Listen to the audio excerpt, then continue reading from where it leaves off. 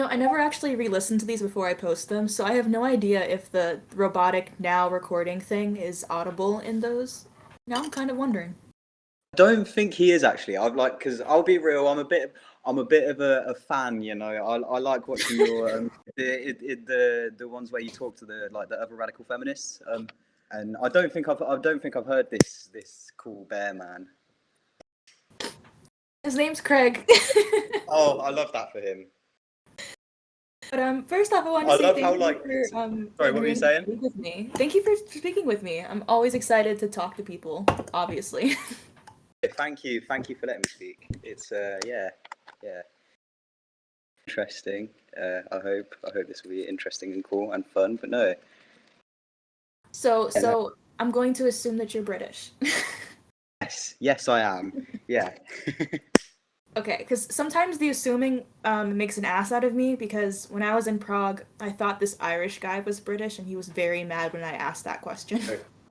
Yeah, makes sense. Oh, I understand.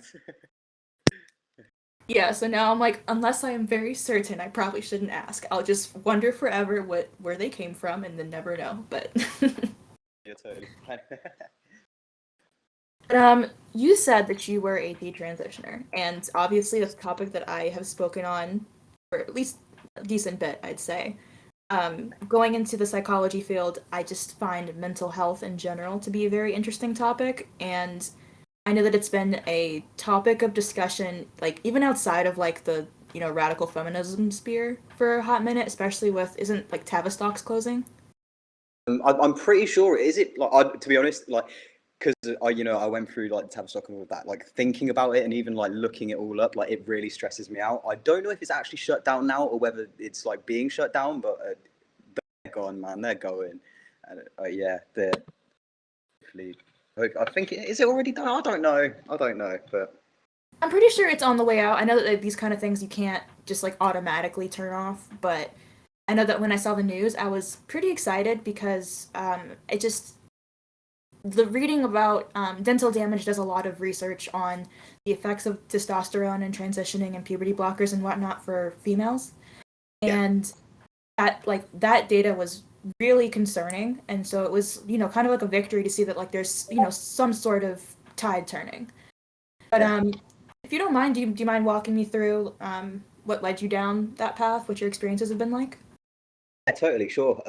So I started going to the Tavistock like really quite young. I think I was about 12 or 13 when I first got referred there. So as you can imagine, that's like I don't know, you can't really like someone on the path for like transsexuality at the age of like 12 or 13. But anyway, um, prior to that, I was like before that I was like a child, right?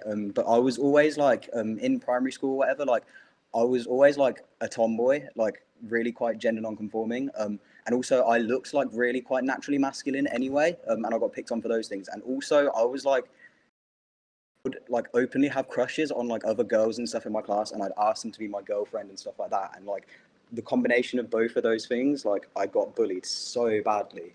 Um, then obviously you get to like the sort of pre-teen age where you're looking at things on the internet and stuff. And I would see all these like videos about like FTM transition and things like that, and I was just like, my goodness, this is me, right?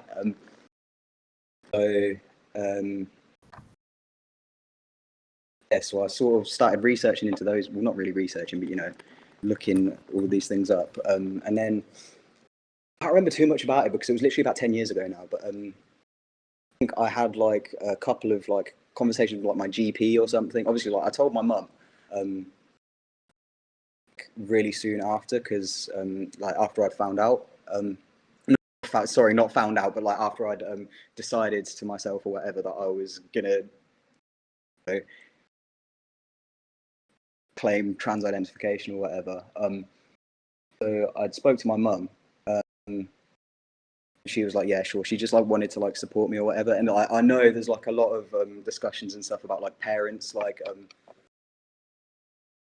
being like supporting their kids with transition or whatever. And I don't want to like blame my mum too hard for these things because I think she like trusted these professionals to like help me, and I don't think they helped me in the way that they really should have.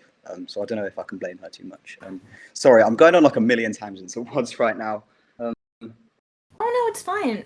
For one thing, it's refreshing to hear that your mom she supports you and was trying to do the right thing, you know? Because I Yeah, do think that in this discussion, especially in like the U.S., like the really popular trans kids, and I mean the ones that are like under 8 years old. I am Jazz. There's another boy on the West Coast. I think he lives in one of the Mormon states, whose parents are very obviously transing their kids because their kids are like gay boys and they don't like that. Versus like there are parents who trust the science. I mean, it's such a weird dichotomy of people who are coming into this with a homophobic approach, I guess, versus people who are just trying to do what the science says is supposed to be the solution. for real. And like, I don't want to like paint my mum with that brush either, because like she'd had me when she was 40 years old, and she'd had like 2 kids before that, and like every man that she'd been with had been like abusive as hell. She'd had like a really rough life, and and then she has this kid who's getting picked on at school, and then comes and says, "Mum, I want to transition to a boy or whatever," and she's dealt with all of this like rubbish in her life before. And then obviously you've got like mermaids and people like that, and these were obviously saying all of this like this bonkers stuff about how you must affirm like your child's like trans identity and stuff, or this and this will happen. And she'd seen all of this, and she was like, "My goodness, well, my kid's gonna, become like worm food or something if I don't like affirm this, right?" And so she was kind of nervous to like not affirm my trans identity, I guess. And she really like, I truly do believe that she like just wanted to support me. So, and she was like trusting the professionals and stuff. So I don't know. I don't know if I can blame her too much, because I don't think like. It's kind of Sorry, what you? interesting that I know that I came out as gay like I don't know, it was 12 or 13. It was like 8th grade. It was pretty young, right? I have a sort of benefit in that I've always been feminine-ish, so at least there wasn't that sort of. It was just conform, not like as much pressure, I suppose. No one could peg me as being gay that early. But I remember those back in the day, like the GSA club and all that. The whole thing they were going for is it gets better. That was the message. It was I know it's tough right now, but it does get better. And they'd show like older married lesbians or gay men with families, or real gay people talking about how yes, you do have an end to the tunnel, it gets better. And then in comparison, the trans movement just presented as either you transition or you die, or you will kill yourself.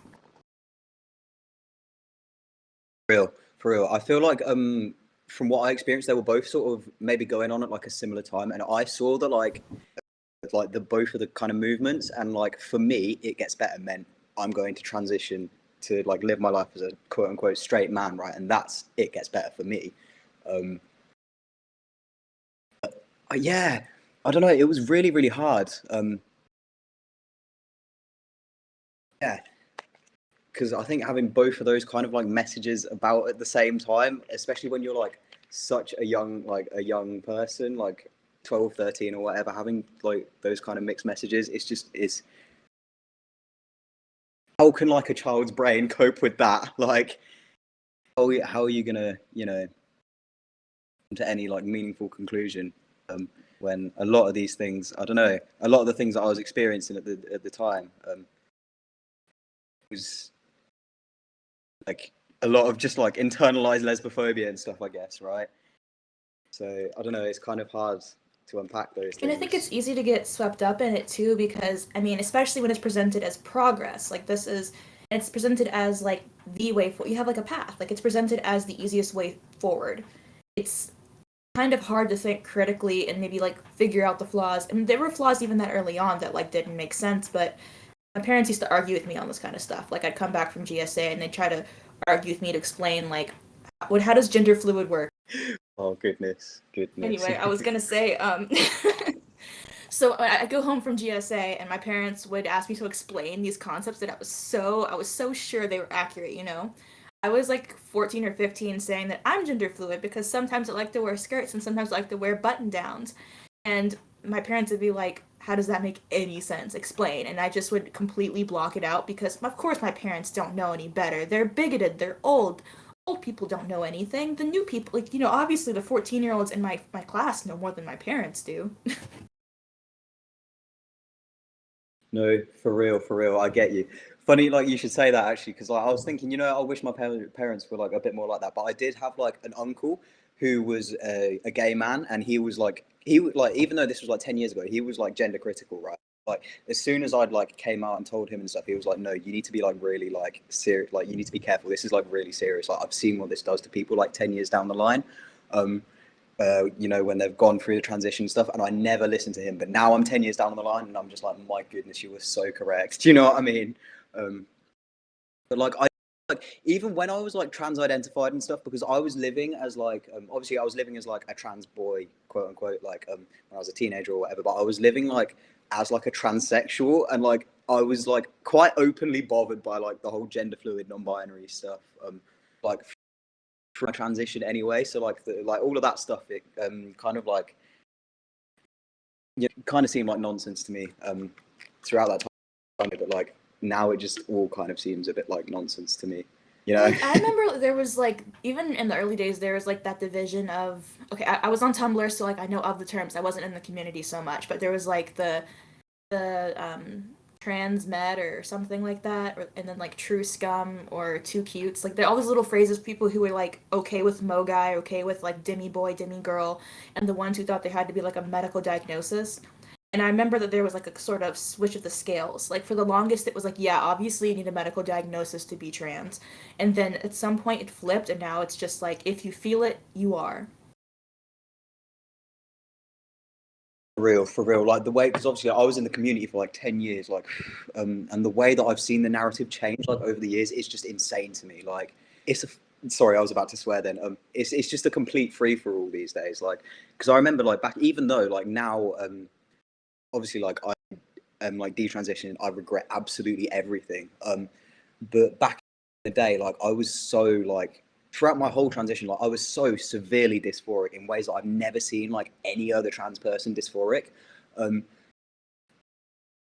and I was like, I would speak really openly to like the gender clinic and stuff about this, and like that was like I guess kind of like the reason that they were like okay to put me on puberty blocks and stuff when I was like 14, and then like T when I was 16 and stuff like that. And obviously like in the UK it was like NHS, so like this was like free treatment and stuff. Like I didn't pay for this. This was like you know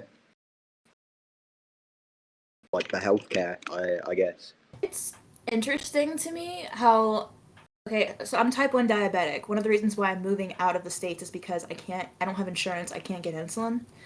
And I remember being like freshman year of college, and like the first friend group that I kind of got into, there were two or three trans men who were just starting T. And from what I remember, it was like either free or it was like $20 a vial. And I'm sitting there looking at them with their little vial of medicine. And it wasn't like I wasn't trying to be jealous, but I was just sitting there thinking, like, Lord, you could just pay for that out of pocket. You can just get that so easily. I have to like pay for a doctor's visit, get a prescription. The whole visit itself is going to cost $500 or more, and then I'm going to have to go pay for the insulin, and that's going to cost $600 a month. And all you had to do is just walk into Planned Parenthood, and they gave it to you that quickly because they gave it like it was within like a week. It was like school started, they were no longer living with their parents, and then they had tea. It was that quick, and that's in Georgia, which is a relatively conservative state. Because that's absolutely nuts. Yeah, like I don't really know too much about like the American like medical system stuff. I know that you guys have to like pay like a load of money for anything really. That's but it just makes me really uncomfortable. Now that I look back and I like transitioned for like what like I was on like T for almost 7 years, right? And now I see it as like a completely unnecessary thing. And the way that you have to spend so much money for something that is like necessary to your health, and like a situation wouldn't perhaps need to pay a penny is just it's wild to me. In general, a lot of things about other countries surprised me. Like when I was in Prague, the fact that they had public transport was like the most mind-blowing part of the trip. Healthcare was also a thing where I was like, you could just go. Like if you get an ambulance, you're not going to be bankrupt. But I think that just goes to show that like there's a lot of improvement to be had, and like America likes to present itself as being the number one country, and anyone who bothers to think about it can tell it's not true. But I was wondering, when did you start having doubts? Because 7 years is a long time. Real, I would be real with you for because I was trans identified for 10 years, right? I never had a doubt in my mind until like this sounds like cliche or whatever, but until I started like actually engaging with radical feminists and like actually like listening to what they had to say. Because like basically this was about a year ago now, I would say. I got a job in working in like trans inclusivity training. I know I can't forgive myself for it either, but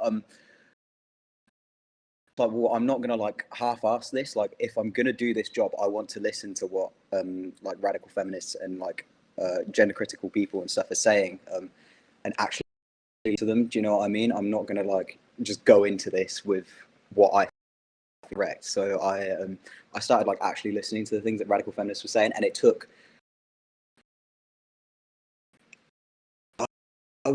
a good 6 months for the penny to actually drop. Do you know what I mean? Of me like constantly like engaging with like radical feminist ideas and stuff like that. And the more like it wasn't like I'd like listen to like one argument or one thing that one person had to say, and I was like, oh, that's it, I'm detransitioning. Like it took months and months for me to unpack this because obviously this is like essentially all I've known like my whole like adult life, my adult teenage life. Like all that I knew was well, all I thought I knew was that I was like a man trapped in a woman's body.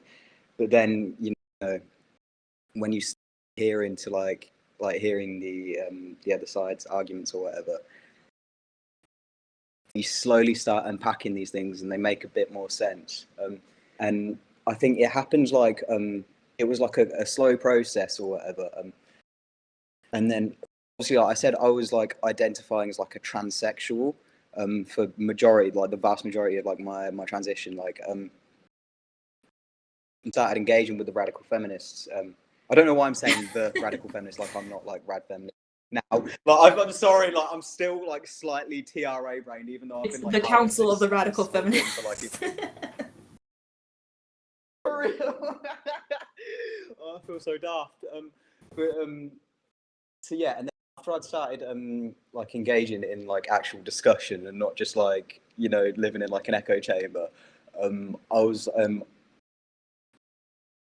actually another thing that I should add to this as well, because I'd obviously like I've been passing and like living as like a quote unquote man and working in like male dominated environments, like passing as a man, and like the more time that I spent with men behind closed doors when they were assuming that it was like only males in the space, I was like completely repulsed by like everything like that they would say. Like they're so disgusting behind closed doors when when they think it's all men. Like it is truly like revolting. And like over time I was like I don't see myself in these people. Like there's no honor in this whatsoever. And I'm like disgusted by these people. I don't want to be like associated with them anymore. And then I got this last job in the trans inclusivity thing, yeah, and I was like engaging with the gender critical arguments. And then obviously I had that thought of me kind of hating men, I guess.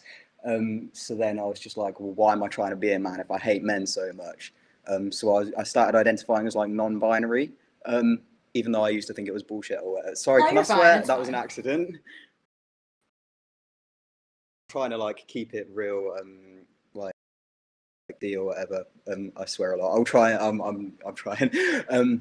But yeah, so I started identifying as like non-binary, and like another thing as well with like when I was talking to radical feminists online and stuff, I didn't like I don't know.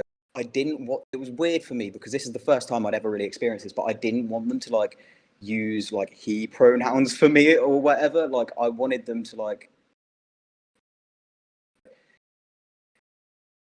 woman and see me as a woman, and like I don't know. It was kind of strange. So I was like, okay, I'm gonna use like any pronouns. I don't care like what people call me anymore. I just don't want to be a man anymore. And another thing as well is obviously I dated like a fair few women, and I'd realized like when I was like, trying to be like the quote unquote like straight man in the relationship with a woman or whatever, I didn't like that relationship dynamic either. I was like I think the sort of it was like all of those things combined, and then I think the sort of like final like nail on the coffin for me was like just sort of being like, I don't want women to see me as a man anymore. I want women to see me as a woman. Oh shit, I'm a lesbian. Oh my god, I swore again. But you know, I was just like, oh my goodness, I'm a lesbian. And then I was like, well, this is bonkers. Like, this is nuts. It wasn't like a one thing peaked me kind of thing. It was like a combination of so many different things. So it was, yeah, it was the working in men's spaces. It was actually engaging with like radical feminist ideas, and like the more that I'd engaged, the more that I'd realized that I was agreeing with like radical feminist ideas on things. Like I feel like because obviously like because I was like trans, right? So I was like fairly liberal feminist, I guess you could say. But I'd always, in the back of my head, I'd always like had issues with like liberal feminist attitudes towards like prostitution and like plastic surgery and things like that. But I thought that that made me a bad feminist. But I just realized when I was speaking to radical feminists that perhaps I was engaging with like not the wrong kind of feminism, but the maybe the kind of feminism that I didn't necessarily agree with. I didn't realize that there was, you know, feminist and disagree with like, you know, things that I've mentioned. But yeah, there was radical feminists working with straight men, dating women, and being like, my goodness, I don't like being a straight man in a relationship with women.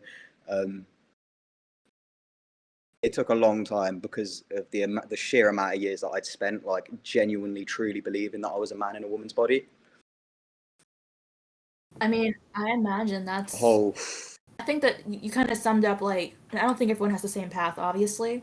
But I do think that definitely realizing how men speak about women and then actually engaging with radical feminist arguments are two core things that like a lot of people end up flipping with because like I don't know like I feel like a lot of people don't check out the opposition, you know, like they just it's on hearsay. Like when you look at some of those people on like Twitter who are like J.K. Rowling said horrible things. Well, what things? Can you point to them? Well, I don't know what things, but I know she said something horrible because everyone else said this.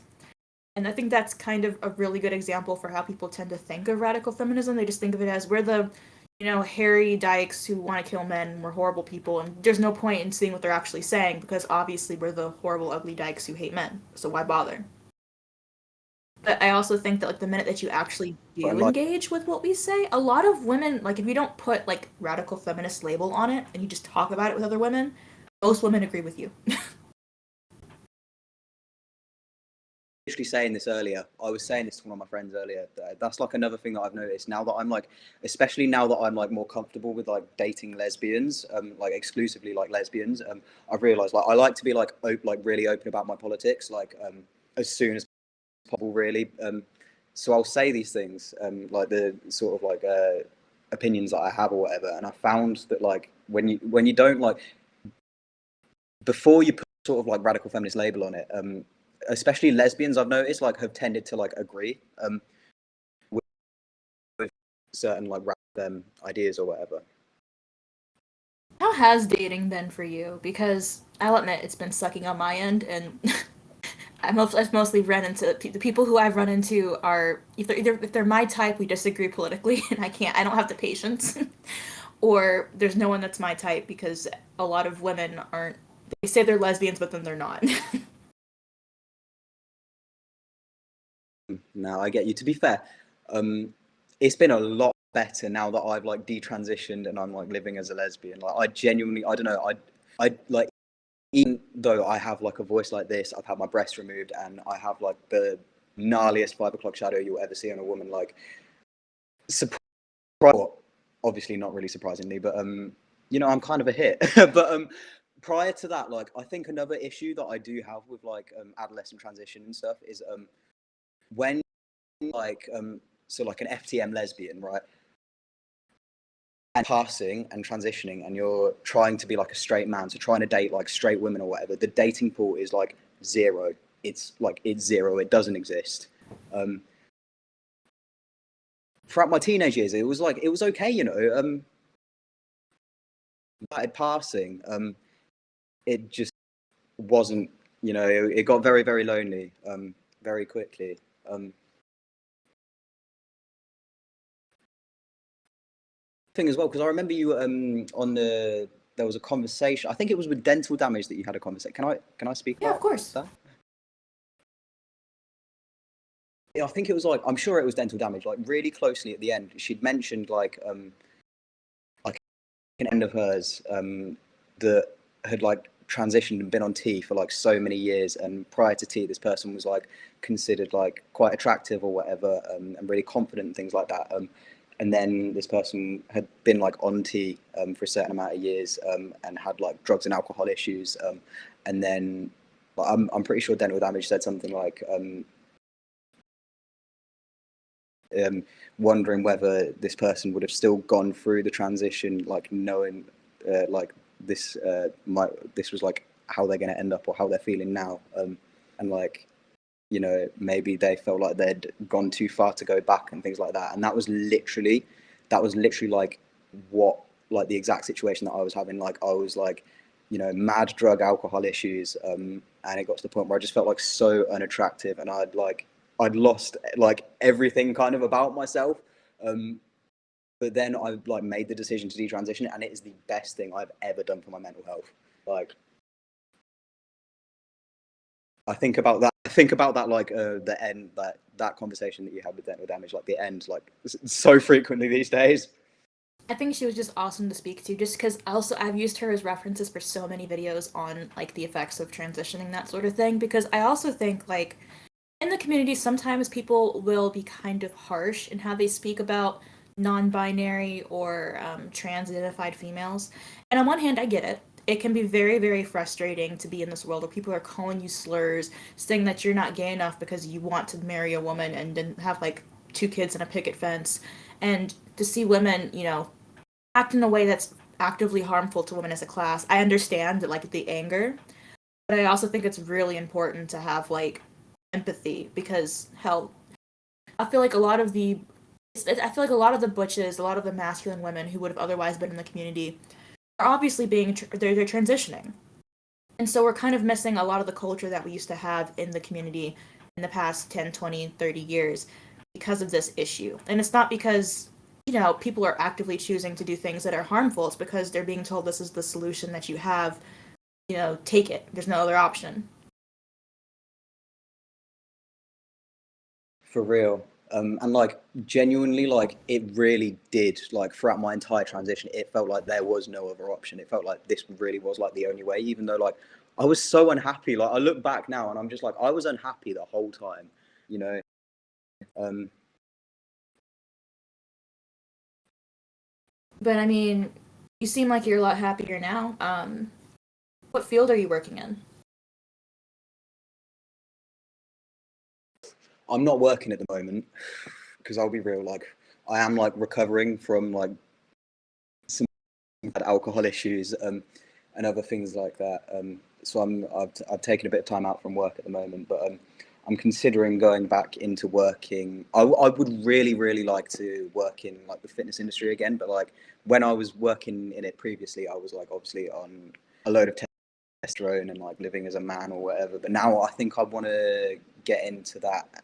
To be honest, I quite like to get into it when I look a bit more like a female. Like, I don't know. It's understandable. I'm not, I guess I'm not gonna say I'm a fitness like nut or anything, but I've been trying to work on, I want to be muscular. It's so hard to get that without without using anything. And I definitely realized when I was looking for trainers, it was this is earlier this year that I was looking for a trainer, and there really wasn't a lot of like female trainers who knew anything about like bulking up. Every trainer I reached out to who was female was trying to go for, do you want to slim down? And I was like, no, I want to get bulkier. I want to have like thighs like tree trunks, and they could not help me. uh, That is exactly what I get into. no, Sorry, I was just gonna sorry, I say cut like you I off. ended up having to go with I'm this really one sorry. dude who's he's a nice guy, and he did kind of help me towards like he showed me how to use weights, the kind of thing I was looking for. But it's just like you need more diverse people in a lot of fields, and I think fitness is definitely one of them because it's like, look, I want to be like She-Hulk, not like the really shitty Marvel one they have on TV now, but like legitimately, I want to be 5'2" and look scary. For real though, for real.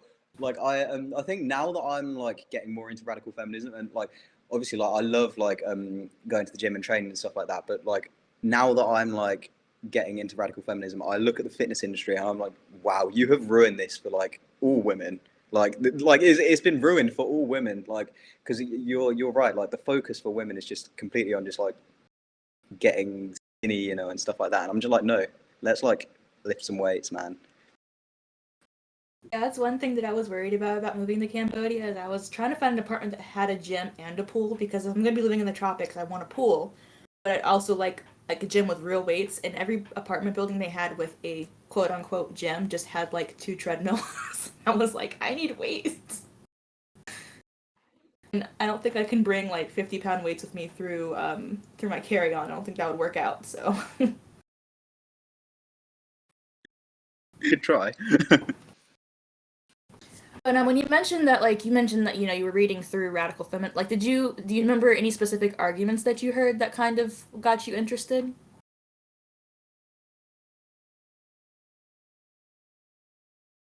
I can't really remember like anything like specific, but it was just like airtight every single argument that like you know gonna argue with, like everything that the radical feminists and the gender critical like people were saying, which is it was completely airtight and solid, and I just couldn't like argue against it. Do you know what I mean? And I think it was just like all of the different arguments that they'd made, like adding up over the course of these few months. Of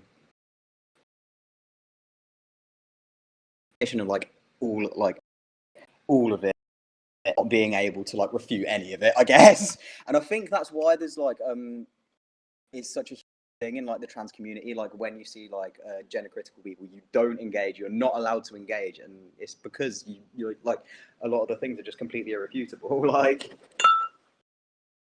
Yeah, like I really feel that, especially with Opa Binya. Like I'm obviously I talk about it a lot. I'm on Tumblr way too much, but whenever she like does the like how so like people don't want to engage because the minute that you do, it's immediately obvious who has the more airtight arguments, and it's interesting to me how people will cling on to things based on faith and faith alone. I've never been someone who understood that concept because when I was younger, I was in about fourth grade. I was about 8 or 9. I went into a coma for a week, and I remember going to sleep that night thinking, "I'm so happy we have a half day at school tomorrow." And then I woke up in the hospital in the ICU, and I think that is what death is like. That experience, at like age 8 or 9, convinced me that there was no God. I don't really believe in religion because of that one experience. And so, from a pretty young age, I just did not understand the idea of taking it on faith. I still kind of don't. I'm the kind of person who likes to like triple, double plan everything to make sure that like I have my contingency plan and my plan C, D, and E and F just in case. And so, just like to see a movement that's completely built on faith. I mean, even when I was in high school, I had questions. I just knew better than to ask them, and I was more concerned with getting out of my parents' house because it was not fun at that age. But like as an adult, you see so many adults getting into this. Like it's not just teenagers and kids who grew up with the movement, because that's more understandable, of course. When you grew up with this movement growing up around you, it's kind of hard not to get drawn into it.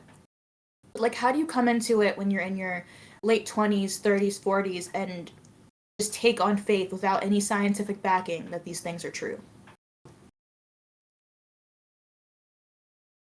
100%, because like obviously like it kind of makes sense to me that I was like a 12-year-old kid and I see these things and about being a man trapped in a woman's body, and there's something that you can do about that, and it makes perfect sense to me that I would like fall for something like that. But like now that I'm like 23, I'm like this is all nonsense. So I don't understand how anyone with like a fully developed like adult brain really can like really truly believe in the same way that I like truly believe this stuff. I don't know. Actually, to be fair, I think it does take a certain amount of time of like actually I don't know, but it takes like a certain amount of time of actually like living in role. Because obviously you don't know if this is going to work for you unless you've actually and like until it's too late. Do you know what I mean? You there's no way that you can go into this and know for sure that this is going to like work for you. Um, so by that point, it's already too late, right? Um, so I don't know. It's a complicated subject, and it's one that's like I try not to be too set in stone with opinions like these, because obviously there are certain points of view that I'll never be able to understand. I'll never be able to understand heterosexuality because that's just something that's just, I look at man and I go, oh my god, repulsive, and that's not something I'll ever be able to change. So when you argue like certain points, there are certain takes that you just are never going to be able to fully understand or engage in, but you can have an open ear and understand. Because I know that there are older lesbians who did get drawn into this, you know? Like, I understand living under a pressure, like, to conform and to think that this is the best way to be seen as normal, to live normal and not stand out in any way. It's just very sad to me, you know? I'd rather, we were supposed to be going towards a world and making a world where there was no pressure to be any specific way, that you could just be who you are and be accepted and cared for and loved and not treated any different. And somehow we hit 2015, 2016 era, and we brought homophobia back super strong, and then we're now where we are today. I think honestly, yeah, like as I said like earlier, like watching how the narrative has changed, like through the entire period of me being like trans identified is just like wild. Because I remember back in the day, like it was like transsexuality, like male to female, female to male. You live and us as the opposite sex, and you have to have like dysphoria and this and that, and that's just that, right? But now it's just like anything is anything, and anything anymore. And I don't know. I don't know. Yeah. Well, you know, something that okay, so I have yet to visit the UK. I will eventually. It's my goal to travel to as many of the world's countries as possible before I die. I will eventually get there. But a lot of what I hear online, especially in, you know, our controversial debate circles, they call the UK like Turf Island, and I'm just curious, what's it like having gender critical views there? Actually very very lucky because I've got like two friends who live in my town who are like desisted lesbians who are my age, and they're like gender critical and radical feminists. So I'm super duper lucky that I've got like actual friends in my town that have like similar, like a vaguely similar experience and like very similar views to mine. But I don't know. I think the reason, well, not the reason, but like one of is such like a huge issue here is because obviously like this stuff was like free on the NHS, right? And like the Tavistock clinic was like transing kids that were like 12, right? And like when it's when there's like a clinic that's like transing like minors or whatever, and they're doing it for like completely for free, and this is like the only pathway that they have to unpack these things. I feel like I don't know, it makes sense that you know, be a bit more debate about it over here. I don't know. I just found it interesting because when I was looking at countries to move to, it was like, mom was like, why don't you go to Canada? And I was like, well, I've heard in Canada that if you misgender someone on Twitter, they will arrest you. And um, you know, when you Real. kind of get out of like the West sphere, like I feel like it's the US, Canada, Western Europe ish. The further east you go, the less they care because they're still fighting like legitimate, like physical in your face battles with, you know, misogyny and homophobia and whatnot. So like I'm horrible with geography, so excuse me if I'm incorrect with this assumption, but like I'd say Prague eastward, they're not having so much of an issue or discussion with gender critical stuff because it's just kind of like common sense. It's instead still focusing on that initial battle of making sure women can, you know, report assaults to the police and be taken seriously, or making sure that like if you're gay, you're not going to be assaulted on the street. Versus like the Western sphere, we've kind of gotten to a point of privilege where a lot of people see it as, you know, we did it. We conquered all the isms. We are a fully enlightened society. Let's make up some new problems to be angry at. For real. And I think like the problem is like people that are like supporting it so adamantly like think that they're being progressive, and I'm just like, no, this is like so backwards and regressive, like you don't even know, you know. Like I was looking at ContraPoints did like a tweet. I don't know, it was this week or it was pretty recent. That was that uses like a bunch of really big words to sound smart. I really love that about postmodernism is that like it's nonsense, but the bigger words you use, the less people can refute you because they don't know what those words mean, and neither does the person using them. It just makes you sound smarter than you are. And so he's arguing that like lesbians don't have to hate hate Wiener to be lesbians, and he's also arguing that like somehow that means that lesbians can like Wiener, which is the funniest thing to me because go back 10, 20 years ago, if you said like the L word, right? That was like a show on I don't know, one of those adult channels that wasn't allowed to watch when I was a kid. And they actually had a whole like character with that joke. Like he was like a regular man who was like, "My name's Leslie and I'm a lesbian," and they made fun of that because it was obviously a joke. And now here we are arguing about what the definition is of a lesbian. Apparently, they're going with non-man loving non-man, which is somehow you manage to turn an identity that is completely without men. You're not influenced by men at all into being centered around men once again. For real. I just find the whole arguments just sometimes these arguments are just they're so stupid that you just can't help but wonder how did we get here? We're arguing the sky is blue. We're arguing over basic aspects of life. It's totally nuts. Like, and it's even more nuts to me that like 2 years ago, I would be completely agreeing with these people that are spouting this nonsense, and now I'm like, no, like this is so wrong. Like, oh, it's crazy. Yeah. So I'm wondering, do you identify as a butch lesbian now, or are you someone who doesn't really bother with labels? I'm kind of like sick of labels and stuff, but yeah, I guess it's kind of tricky as well because I feel like with the sheer amount of like male socialization stuff that I've experienced like throughout my like teenage and adult development, it feels disrespectful for me to call myself a butch lesbian. Like it feels disrespectful to butch lesbians for me to call myself that when I like I don't know. Well, I mean, I think to an extent, Yeah, labels are meant to help you as an individual and to help you connect with other people. So I don't think it's the most important thing in the world unless they're being used in a completely wrong way, which impacts the group. Like when, you know, bisexual women say they're lesbian and then impress the idea that lesbians can like dick. Those kind of situations are obviously different though, but um, it's just something that I've just been thinking about. It's just like I said that a lot of butch women face a lot more masculine women who grew up, with being a tomboy face a lot more pressure to transition than those of us who are gay but more feminine.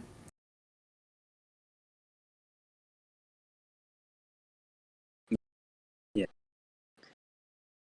Like another thing that I've noticed as well though is like still a lot of like of the feminine lesbians and stuff that I know have like been and like I'm pretty sure you mentioned earlier right that you went through a time like thinking that you were gender fluid and stuff and it's the same with like a lot of the feminine lesbians that I know so I don't know if like any lesbian is safe from this, do you know what I mean, especially the way that it's moving at the moment. Yeah, I mean, I've definitely seen like a lot of. I'm so picky with dating now, but like I see so many people show up on like Tinder or whatever who are lesbians who use like they them and just buying into this idea that because they're not always wearing a full face of makeup and nails and bodycon dresses that doesn't mean that they're like straight up just female. There has to be some kind of add on to it. They feel like they can't qualify as just being plain old female if they want to wear pants one day out of the week. Yeah, it's really sad. It's really sad, and like I don't want to get like too black pilled about all of this, but I'm just like, especially with the way that things are going at the moment, I'm just like, I keeping in more and more like even remotely like gender non-conforming like homosexual people. Not that it makes sense that like well, I don't know. I feel like for me it kind of makes sense, like more sense that like me as like an extremely masculine lesbian who was like bullied throughout my entire childhood would like fall really easily into something like this. But then like women who are like feminine, who are perhaps same-sex attracted and stuff, they're still falling into this. Like, no one is safe. This is awful, I think man. sometimes it's really hard not to get blackpilled on these topics because, like, I feel like one thing that I like about these chats is that, like, it does help to feel like I'm not the only person out there who believes these things. That's the kind of whole point of why I started doing this was you feel a lot better knowing that you're not the only person who views the world this way. It's a lonely point of view to have, and it's also a depressing one. Like that Dworkin quote about how it's just horrible to realize how misogynistic the world is. It's awful to realize as a gay woman how homophobic the world is, how we claim to have had progress, but we really, really don't. And as a woman, how we claim to again have progress to some kind of egalitarian society, and we haven't. But I also feel like it's not entirely wrong to be blackpilled on the topic because, I mean, hell, look at the world we're living in. I mean, it's it's a rarity to find another lesbian woman who is fully secure and just identifying, not being a woman without any qualifiers, you know? Yeah, exactly. Um, you know, another thing that sort of like led me to like my detransitioning and stuff like that is because like obviously like I was still sort of like semi-trans identified and stuff when I was like when the sort of Radfem penny was dropping for me, and then another thing that sort of added into it was just like me being a man is doing nothing for anyone. Do you know what I mean? But if I can go out there and be like a gender, like if I can be the butchest lesbian out there, you know, um, that's more helpful to my community than me just like the world as just a quote unquote like straight man, right? So I think that sort of led to my detransition. Yeah, I do think. Well, I'm actually curious. Do you feel like there's more of a community being on this side of the tracks, or more so when you were identifying as trans?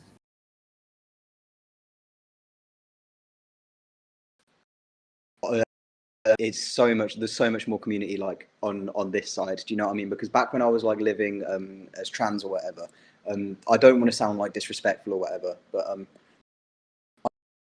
I to like I knew so many trans people and I didn't relate to any of them because none of them were like exclusively like same sex attracted and none of them had like gone out and done this whole passing thing and really lived it. Do you know what I mean? Whereas I had and I felt like the sort of struggles and stuff that I faced were just like swept under the rug and things because like uh when it's like when you're under that ideology or whatever, I was then like perceived as like a privileged like straight man or whatever. But I'm just like that's like kind of far from the truth. Do you know what I mean? Like I went through some like real rough stuff. Do you know what I mean? And I felt like every issue that I had sort of been dismissed because they would see me as like a really like privileged person. But I'm just like my goodness, like yeah, I found that like radical feminists, like gender critical people and stuff, they into like actually into the the issues that I've been through and things like that. And I don't know, I just feel so much more connected. And like that's another thing as well. Is like and again that led me into my detransition is like I felt more sense of community, and I kind of always had really. So I don't know why I didn't pick this up as like a red flag earlier, but I'd always more community with lesbians than I did with any of the trans people that I'd ever like been close with. It's kind of like I do think that like the radical feminist community is a bit smaller, at least the online part. Like I feel like a lot of TRAs are just very, very online, and that's kind of part of why it spreads so much. And there's radical feminism is obviously the number one form of feminism in the world because most of the world is not at a place where they can pretend that sex-based oppression isn't real. But I'm also noticing that like a lot of people who identify into the wider community, people who like we're not allowed to gatekeep. Basically, you can't say this is for gay people only. If you're not same-sex attracted, you can't be here. Now it's anyone who identifies as weird or strange in any way, shape, or form can be here. And then because of that, like the community itself, like in a broader sense, has been diluted. Like even if only a very small percentage of straight people are pretending to be under the umbrella, that's still gonna dwarf the people who actually are. And so like how like I have like friends who are like casual friends, that sort of thing, and I'll mention like, oh yeah, I went on a date with this girl, and we did this, this, and that, and they're doing this pornified like formative version of what they think being gay is like, and it's like, you know, that we're not the same. We're not the same. There's no community. There's no sense of sameness there. There's no, you know, looking into a mirror and seeing someone who's just like you. Versus like, I do love having community through like Discord and whatnot, and I've spoken to and met quite a few people who are actually same sex attracted through these groups. And you know, when you bring up to those people like, hey, I knew when I was 12 that I was gay because I saw this girl and I wanted to kiss her and I knew I wanted to marry her and I wanted to do this, this, and that, or even having more adult discussions, they don't do that little, you know, expression with their face where they can't hide that they're actually disgusted by homosexuality. Like they just get it. And that's a sort of community that I wasn't really expecting for sure, because so many people who identified as being gay or queer or any other, you know, one of those umbrella terms, they really weren't. And the minute that you know, you confront that, like you try to find commonality and you can't, it becomes really, really obvious. Yeah, no, for real. I've noticed that as well because I've had friends that are like you know, friends with when I was trans identified, and like friends, same friends and stuff that I've remained friends with now who are like, you know, using these like umbrella terms like queer and stuff like that. I absolutely despise, but that's a whole other topic. But they identify that way or whatever, but they're essentially heterosexual. Like I'm just going to be real, but they won't like accept me as like a detransitioned butch lesbian, and I think it's because it's easier for them to see me as a man rather than to accept that some are extremely gender non-conforming. Do you know what I mean? Like some women just reject all aspects of like performative like femininity and stuff like that, and it's easier for them to see me as a man, even though I've been adamant that I am not a man. Do you Yeah. know what I mean? Yeah, I mean, so I know you said you were taking a break from work for a bit, but have you had any chance to, I guess, explore the community in the UK post, you know, changing sides?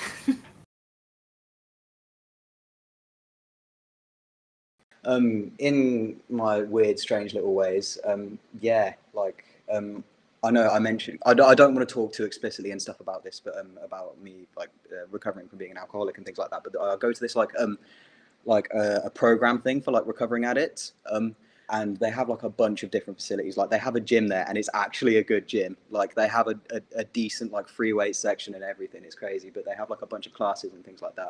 And I'm there essentially like all day every day. The first time in my life where I've like, well, in my adult life, you know, since I was like 11 or 12, where I've gone into a place and been like, I'm a woman, my name's Rosie, things like that. And it's weird because I like the issue that I really have with like adolescent transition and, you know, having gone through this is that like, I'm not, I'm completely unprepared to deal with any kind of like misogyny and things like that. Like the only way that I know how to like move through the world is as like a working class straight man. I don't know how to like move through the public sphere as anything else, and I just feel like completely unprepared. But just thing about like being a woman or being seen as a woman by society, it's really tricky. But it feels obviously like this feels like right and stuff for me, but I'm completely unprepared for it. I don't know how to move through the world like this. Do I you know what I mean, yeah, mean? I mean, you said you spent a very long time, you know, identifying as trans and presenting yourself as a straight man, and I'm aware that that's a very different experience than existing as a masculine woman for sure, especially one who's gay. Just it's a different and different experience for sure. Yeah, yeah, and it seems like, you know, because obviously like I've only been like detransitioning or whatever since perhaps I think it was about February or something that I decided to like fully come off hormones and stop doing all of this nonsense. But and obviously because I've been on puberty blockers and then I've been on like real strong testosterone as well for the majority of my transition. So I've masculinized like a lot, right? And a lot of these things I can't take back. But like now that I'm like slowly feminizing, I'm noticing that like obviously before I open my damn mouth, I can get perceived. I think often I get looked at real funny a lot, and I think it's because people can't tell if I'm a man or a woman. But then I had some like really strange issues where like men were like, I think I did look like unambiguously like female on these on this day or whatever, but like there was two men that were just like completely like sexually inappropriate towards me, and I was just like completely unprepared with like how to deal with that, because like I've been like living passing as a straight man or whatever, and therefore have been like exempt essentially from like this kind of sexism for like my entire life. Like I don't know how to deal with this, you know. I was actually wondering, and don't feel free to not answer if it makes you uncomfortable, but did any health problems play a role in you deciding to detransition, or have you noticed any health issues as a result of using testosterone for so long? I first came off of hormones. I had like real bad like bone problems, but they've kind of cleared up now. But I'll be real. Apart from that, I don't think there was actually like too many health issues. I'm so glad that I still have a full head of hair. Um, you know, yeah, I don't think so. I don't think so. Um, I think I was pretty much all right in that respect. Um,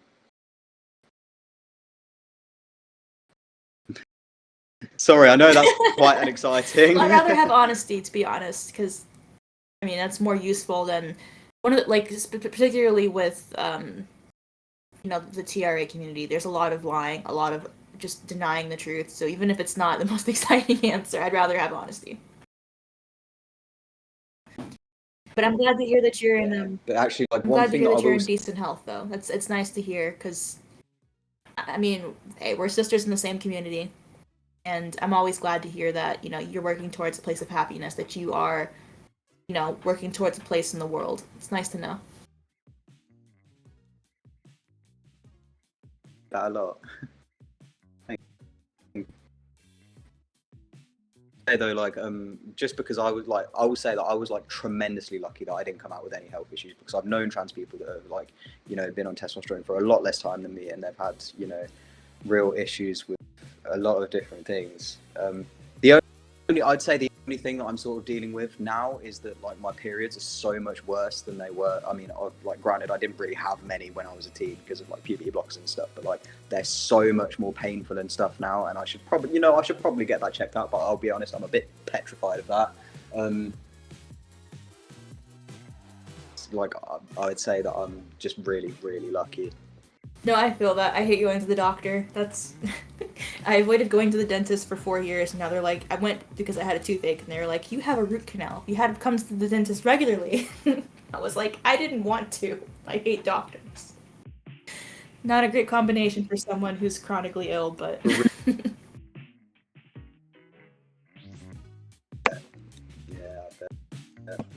Well, we are hitting around the hour mark, and I don't want to keep you on forever. Is there any last thing that you'd like to say? Anything at all?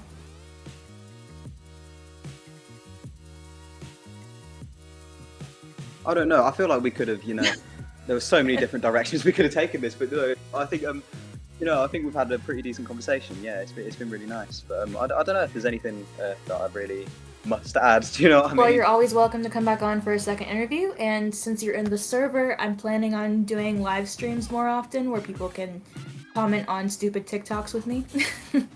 So you're more than welcome to drop in, be active, have conversations, and reach out again if you ever want to talk a second time. Thank you so much. It's really nice yes, to talk to you. I'm sorry, I have a thing. I really love listening to different accents, so this was really fun for me.